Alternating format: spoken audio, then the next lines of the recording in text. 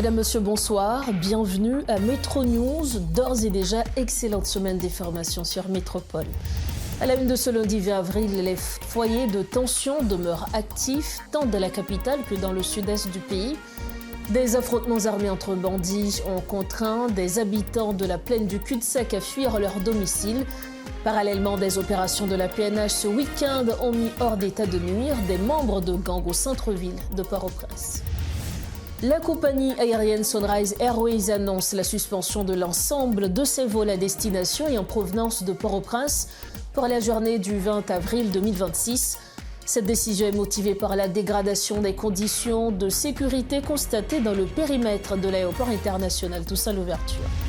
Et puis à Seguin, au moins 6 bandits ont été tués lors d'échanges de tirs avec les agents des forces de l'ordre. La commune de Marigot a été une nouvelle fois la cible de gangs armés. Une situation qui fait craindre le pire pour le grand sud du pays.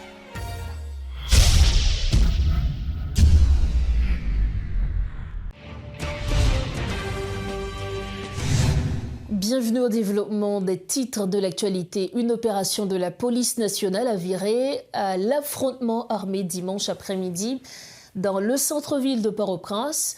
Au moins 5 présumés bandits ont été abattus lors d'échanges de tirs nourris avec les forces de l'ordre dans la zone du marché Salomon.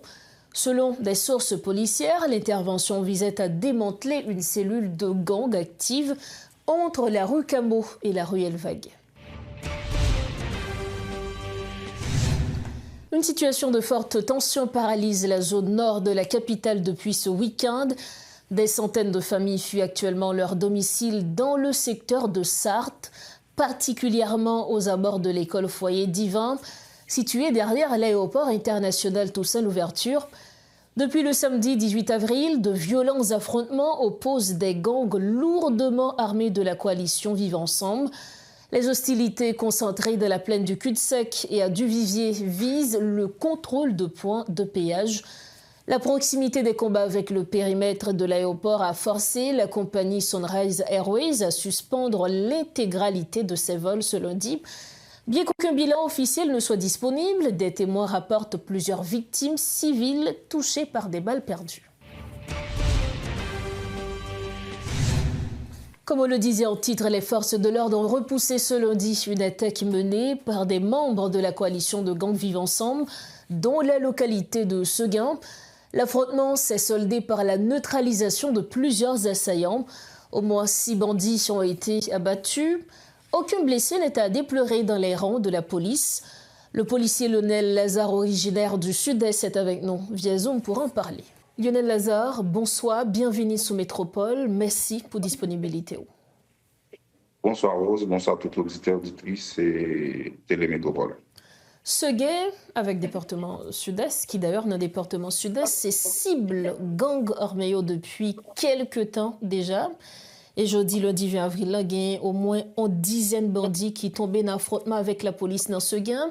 Lionel Lazare, qui ça selon même qui t'a fait que jeudi là, Vivre Ensemble notamment, braquer Zamio, tout sous département sud-est? Bon, nous connaissons que l'objectif, monsieur, c'est arrivé dans un paquet de zones en dedans du pays. Même j'ai fait dans la Tibonite, même j'ai fait dans le département de l'Ouest, j'ai fait déjà tout dans le plateau central, qui n'est pas un hasard pour personne par rapport avec Jean-Luc a évolué dans une série de zones. Et jusqu'à présent, nous ne connaissons pas qui ça qui doit être, monsieur, pour contrôler ce gain et puis tout un parti dans le département sud-est. Et il faut que nous disions que depuis après, monsieur Tefina attaqué Kinskoff en janvier 2025, grand pile monde qui estimé qu'il était nécessaire pour l'autorité de prendre toute disposition pour te permettre que il y ait un contrôle, surtout mon Kaja, conseil de route qui menait par rapport avec ce gain qui descend sous Marigot. Et c'est principal route ça qui te gagné pour te faire aller venir entre Jacmel et Marigot, Jacmel et puis non bon parti tout dans le département sud des pays. Mais c'est bien dommage, pas de gain qui t'est fait pour t'empêcher que monsieur atteigne l'objectif. Et puis bon, ça gagne environ 10 jours depuis que nous attaqué et ce gain. gen moun qui mouri, commissariat, te mette du feu dans parti là-dedans, gen machine qui boule, majorité moun dans alentour Seguin yo quitter Seguin pour aller dans une série de l'autre zone. Parce que nous-mêmes, en tant que petit département sud-est, nous livrons nous dans une bataille côté que pour nous accompagner, assister autorités, surtout autorités policières, encourager pour permettre que et situation est capable de bien contrôler au niveau des Seguin. Nous connaissons, justement, je vais t'expliquer là, c'est ton bagage qui était prévisible. Donc, l'autorité était douée déjà prévoir ça, mais nous, c'est après attaque là, ils ont changé tête commissaire de police qui était dans le département du Sud-Est. Est-ce qu'avec changement ça, vraiment, gagné une amélioration capotée?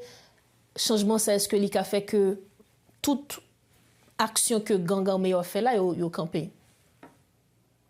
Bon, nous croyons que Jean dit là, ça passait à l'été prévisible. Bon, puisque pas de gain comme démarche qui était faite pour empêcher que l'arrivée, bon, l'arrivée qu'on a là, c'est peut-être garder ensemble avec l'autorité comment nous mettre les forces ensemble pour permettre que nous déloger monsieur au niveau de Seguin, parce qu'il y a plus de monde qui voit Seguin qui peut-être pas connaît l'histoire Seguin, qui ça Seguin. Parce que Seguin, c'est une zone qui est logée par la visite, les vallées de par la visite. Nous, c'est une quantité de terre qui gagne bois pain qui est lié avec forêt des pins, mon lacelle et tout ça. Qu'on a là, c'est regarder qui ça que nous sommes capables de faire ensemble pour nous capables d'avancer. Et par la suite, attaque qui était venue faite au niveau de ce gain, bien, direction générale de la police là, t'es opéré un changement dans la tête direction départementale police sud-est là. Vendredi a gagné installation d'un commissaire divisionnaire qui prend tête la police au niveau du département sud-est. Et nous-mêmes, nous ne pas vanter pour lui, nous ne pas parler trop son série de bagages, mais nous connaissons que c'est un monde qui les mêmes passages dans une unité spécialisée en dedans des CPJ. Et passage livre veut dire ça que livre veut dire. Nous croyons que si toutefois et autorités policières, autorités gouvernementales, yo bali moyen au moins bali 70% dans ça que li a besoin, nous croyons que la capable porter et résultat. Nous sommes capables de constater que depuis les dérivés, il était allé au niveau Seguin. Bon, il rencontré avec les policiers, il a gardé l'état commissariat pour regarder qui a avancé, qui est capable de faire. Hier soir, les examen ont attaqué encore Seguin. Et la police lui-même qui pas traité bois croisé et nous saluons la population Seguin en tout qui eux-mêmes a travaillé de concert avec la police nationale d'Haïti et sous ça qui a passé au niveau de Seguin. Selon l'information, au moins une dizaine de bandits morts jeudi, lundi, 20 avril là. Donc, est-ce que nous sommes capables d'attendre que l'autre opération dans ce sens capable de continuer faite pour au moins département sud-est, pas jeudi, un département qui allongeait liste département qui a victime en bas main gang armé en Haïti? Bon, moi, je pense que le travail qui a fait aujourd'hui à la grand monde qui est capable de constater, il y a une vidéo, il y a une image et qui montre que force l'audio, il a dégagé pour voir comment il était capable et déloger les gens dans l'espace que au niveau de ce qui. Mais nous-mêmes, nous toujours dit que ça n'a pas dû rester là.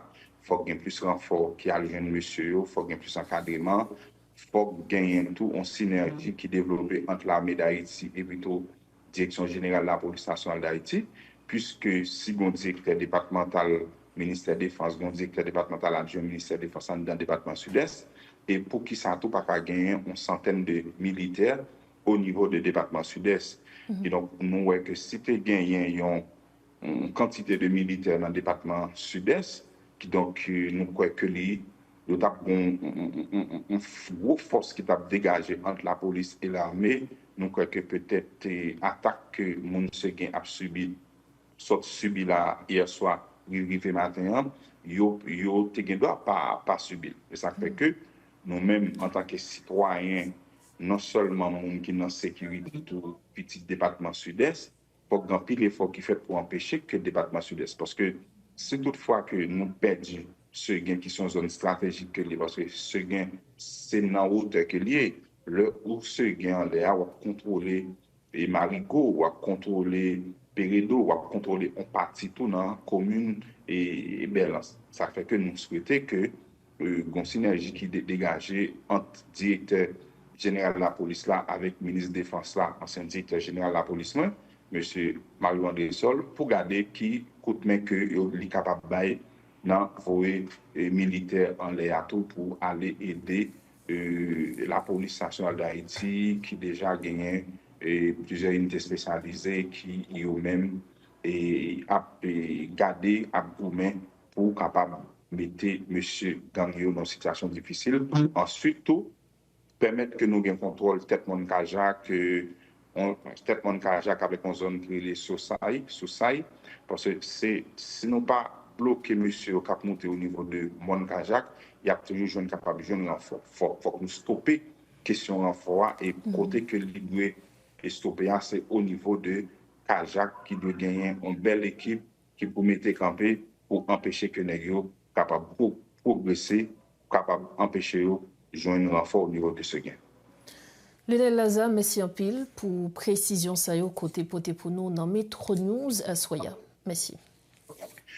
Merci beaucoup et c'est un plaisir et nous continuer et lancer SOS pour l'autorité dans le pays pour garder comment travailler plus renfort, permettre que bonne collaboration, que tout le monde dans le département sud-est mette ensemble avec la police, population, toute autorité mette ensemble pour garder comment que nous pouvons empêcher que on partie dans le département sud-est à tomber en bas gang armé. Merci beaucoup. Merci encore. Voilà donc les propos de Lionel Lazare. Il était l'invité de Métro News ce soir. Avec lui, on abordait la situation à Seguin dans le département du Sud-Est. Autre dossier, l'augmentation des prix des produits pétroliers continue de faire des vagues dans la capitale.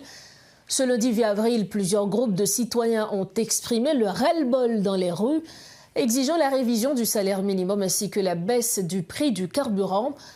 Des étudiants aux ouvriers, en passant par les groupes politiques, la consternation se généralise, bien que les mouvements soient marqués par une faible participation populaire. Suivez ce reportage signé Garbijan et Guitry Choisy.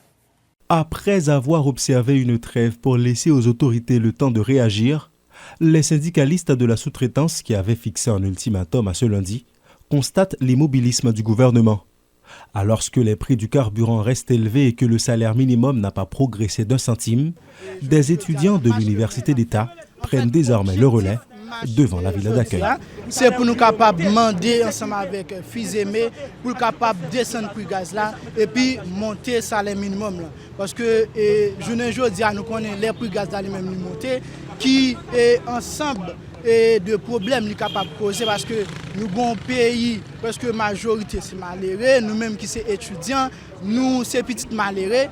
Nous pas gain pas nous qui gagnent, nous pas gain pas nous qui gagnent comme l'État là mais leurs revendications s'inscrivent dans la même lignée que celle des ouvriers. Toutefois, la mobilisation peine à décoller, affaiblie par une participation populaire limitée.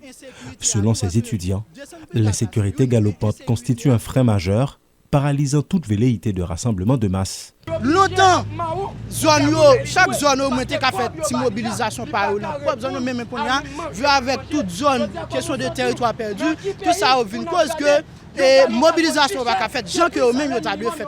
Le même jour à Delma, l'opposition plurielle a également investi la rue pour porter des revendications identiques. Dans le sillage des autres mouvements, les manifestants pressent le gouvernement de répondre aux attentes urgentes des classes les plus défavorisées. Où est gaz là monté miroteur eh bien pour un monde une femme de ménage qui a touché comme salaire minimum 300 goudes, un gallon de gaz vaut pratiquement 3 fois plus un salaire minimum une femme de ménage. Un monde qui dans factory qui a touché 600 goudes eh bien un gallon de gaz équivaut à 2 fois la valeur. Un petit monde qui pral et qui sorti d'Elma jodi pour la sous la rue dans l'université. Li paye environ 400 goudes.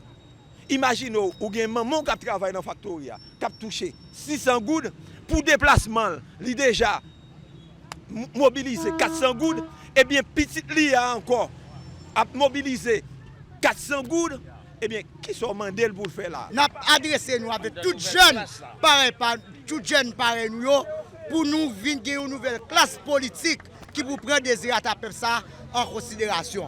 C'est ça que fait. Nous sommes là pour nous porter revendication nous et pour nous dénoncer tout pacte colonial que Fils-Aimé lui-même signé. Bien que leurs revendications soient les mêmes, les mouvements s'organisent encore en ordre dispersé. Après l'entrée en scène initiale des transporteurs publics, puis celle des ouvriers, ce sont désormais les étudiants et les acteurs politiques qui rejoignent la contestation, en dépit d'une mobilisation populaire encore limitée. Face à cette grogne qui s'étend, les décideurs, quant à eux, s'enferment, toujours dans le silence.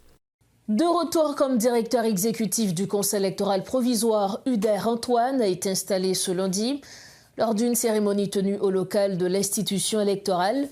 Lors de son installation, le nouveau directeur exécutif a fait part de son intention de structurer l'action du CEP autour d'un dispositif opérationnel robuste fondé sur des procédures normalisées.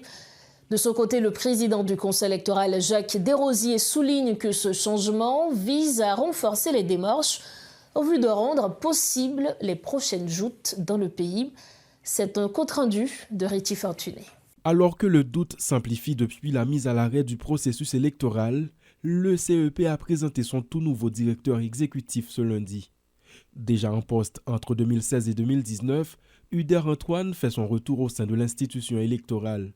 Pour le président du Conseil électoral provisoire, Jacques Desrosiers, il s'agit d'une nomination significative au moment où le Conseil travaille à rendre la machine opérationnelle. Je n'ai pas trop de choses à vous dire, ni à vous apprendre de l'administration. Également, je n'ai pas trop de choses à vous apprendre du processus électoral, puisque, comme je viens de dire tout à l'heure, vous avez été le dernier directeur exécutif à organiser des élections dans ce pays. Question pour vous rappeler les attentes du Conseil. Le Conseil attend de vous que vous conduisiez le processus à terme. Un processus qui, depuis 2024, a connu plusieurs modifications, a connu des hauts et des bas. Mais aujourd'hui, avec votre retour, le Conseil espère que vous allez conduire le processus à terme. De retour à ses fonctions, Uder Antoine voit dans ce moment un engagement renouvelé envers la démocratie. Il entend piloter les décisions stratégiques et les opérations techniques nécessaires à la relance du processus électoral. Parmi ses priorités, l'harmonisation des relations entre le CEP et la direction exécutive, le renforcement de la transparence et l'application des orientations du décret électoral dont la révision est prévue par le Pacte national pour la stabilité. Dans cette perspective, la consolidation de la gouvernance au sein de l'administration électorale constitue la priorité stratégique de mon action. Mon parcours au sein de l'administration publique m'a appris que les institutions ne se renforcent pas ni par les discours, ni par les intentions, mais par des pratiques rigoureuses, une culture de résultats et une exigence constante de redevabilité. C'est cet état d'esprit que je compte insuffler au sein du CEP. Une gouvernance forte, rigoureuse, transparente et responsable. Si les conditions pour la tenue d'élections ne sont pas encore pleinement réunies, le directeur exécutif sortant, Philippe Augustin, souligne les avancées réalisées lors de son passage. Une dynamique a été amorcée selon lui, même s'il reconnaît que d'importants efforts restent à faire pour rendre les scrutins possibles dans les meilleurs délais. Oui, on dit souvent que les hommes passent et que les institutions demeurent.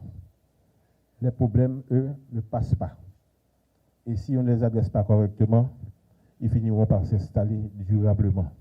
Je lui souhaite la clarté, la fermeté et la constance nécessaires pour faire avancer ce qui doit l'être. Pour ma part, je pars sans détour, mais sans amertume inutile. L'histoire des institutions est écrite dans la durée J'y ai pris part. D'autres prendront la leur. Je vous remercie. Avec la montée de l'insécurité dans plusieurs régions et le blocage actuel du processus, l'incertitude grandit au sein de la population. Dans l'intervalle, de nombreux signataires du pacte national envisagent de se retirer de ce compromis, ce qui risque d'aggraver la situation encore davantage. Dans un autre registre, le Bureau haïtien des droits d'auteur a procédé ce lundi au lancement de la semaine de la propriété intellectuelle, en prélude à la Journée mondiale du livre qui aura lieu le 23 avril prochain. Du 20 au 28 avril, le BHDA et ses partenaires entendent mettre en lumière l'importance de la structuration de l'industrie créative haïtienne. Des rencontres, des expositions, des conférences-débats, entre autres, se tiendront dans divers endroits de la capitale. Le droit d'auteur et les droits voisins au cœur du développement commercial, leurs problématiques, autant de thématiques qui seront abordées par des intervenants issus d'horizons divers, selon le président du bureau, Ernst Saint-Louis. Nous écoutons ses propos. Semaine propriété intellectuelle là, li chita sous signe, m'takadi renouer contact avec eux. N'a dit que semaine propriété intellectuelle là, cap fait du 20 jeudi jusqu'au 28 octobre, li là pour dire que deux institutions ça yo a joué rôle, il a rempli mission yo envers eux-mêmes parce que c'est devoir nous. Le Bureau haïtien du droit d'auteur, nous avons un pile d'efforts n'a fait pour nous respecter, pour nous accomplir mission que décret 2005 là nous. Voilà pour qui ça nous gagnons une grosse réforme que nous démarrer une réforme institutionnelle. En plus de consolider 3 directions techniques qui gagnent dans BHDA, à savoir direction juridique là, qui c'est une colonne vertébrale bureau, ou une direction documentation, mais tout une direction relations publiques que je souhaite de mes vœux qui transforment en direction de communication qui gagne plus responsabilité. Nous tous, nous avons mis en place une série de dispositifs légaux qui pour permettre de nous renforcer mission. Parce que le Bureau haïtien droit d'auteur, il y a 2 champs principaux d'intervention. Il y a le champ économique. Il faut que nous débrouillions pour nous faire créateurs vivre des œuvres. En plus de ça, il y a nous-mêmes, mais protection. J'ai utilisé les œuvres, il faut que nous débrouillions pour nous créer conditions pour vivre des œuvres. C'est ça essentielle mission BHDA, mais tout qu'aimer le droit patrimonial de créateurs sous œuvre. Les hommes font livre, c'est livre. On ne peut pas décider, ou pas le copier livre là, et on ne peut pas même penser, le crédit que le livre ça, ou citer mon nom, on ne peut pas même songer, citer c'est dans le livre, c'est penser. Donc, on a créé des conditions pour que, en tout cas, respect droit auteur devienne effectif. C'est la fin de cette édition de Métro News. Le rappel des principaux titres à la une de ce lundi. Les foyers de tension demeurent actifs tant dans la capitale que dans le sud-est du pays. Des affrontements entre bandits ont contraint des habitants de la plaine du cul-de-sac à fuir leur domicile. Parallèlement, des opérations de la PNH ce week-end ont mis hors d'état de nuire des membres de gangs au centre-ville de Port-au-Prince. La compagnie aérienne Sunrise Airways annonce la suspension de l'ensemble de ses vols à destination et en provenance de Port-au-Prince pour la journée du 20 avril. Cette décision est motivée par la dégradation des conditions de sécurité constatées dans le périmètre de l'aéroport international Toussaint Louverture. Et puis à Seguin, au moins 6 bandits ont été tués lors d'échanges de tirs avec les agents des forces de l'ordre. La commune de Marigot a été une nouvelle fois la cible de gangs armés. Une situation qui fait craindre le pire pour le grand sud du pays. Voilà ce qui met fin à cette édition de Métro News. Merci d'avoir suivi cette édition. On se retrouve demain soir, toujours sur Télémétropole. Bonsoir, prenez soin de vous.